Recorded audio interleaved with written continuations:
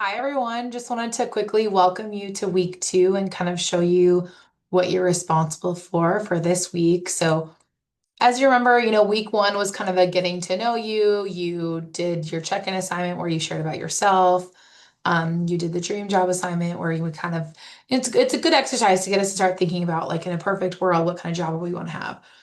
A lot of times we make decisions based off what people around us think um, or how they feel or work, that influences our decision making. And so the second week, just to share my screen, we're going to be looking at the career decision making process, which I always like to ask students, like, how did you decide your major? How did you decide that you wanted to go into being a counselor? Or how did you decide you wanted to be an architect? Or how did you decide you wanted to be a lawyer?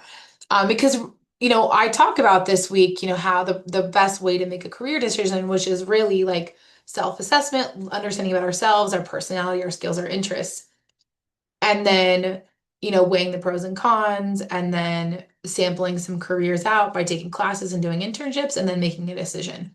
That's really how we should make a decision, right? We don't want to fully invest in something until we try it out.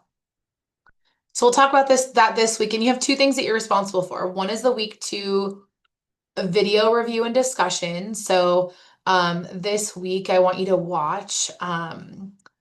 read about the career decision making process and watch the two videos that I have, the success and the new economy video.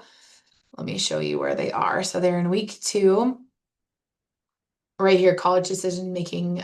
There's two videos here. So one is called Success in the New Economy, and the other one's called Flipping the College Decision. After you watch those short videos, I want you to respond to this week's discussion. Just to remind you, your initial post is due by Thursday at midnight, and then you need to respond to two classmates' posts by Sunday at midnight.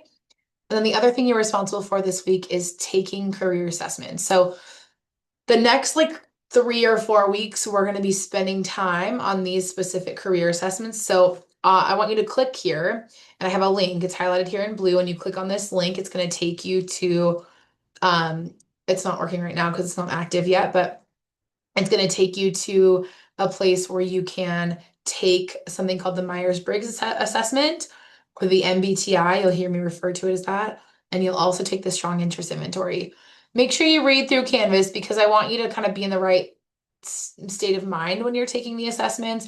The Myers-Briggs is situational questions. It's going to ask you things like, if you were going to go somewhere for the day, would you rather plan or would you rather go?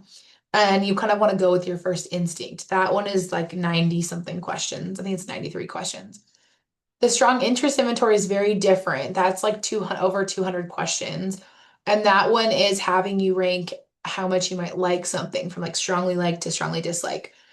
On that one, you don't want to think about like how much skill you have, but you just want to think, would I like that kind of work? So like, being an accountant. Maybe you don't know about being an accountant, but just knowing what that kind of work would entail, would you like that? If you don't know an occupation, you can always look it up. And that's it for this week. So this week you just have two things, the weekly, watch the video, do the weekly discussion, and take the career assessments. The career assessments should take you about 45 minutes probably to complete them. Um, and that's it for this week's assessments or assignments. If you have any questions, let me know, but I hope you all have a wonderful week.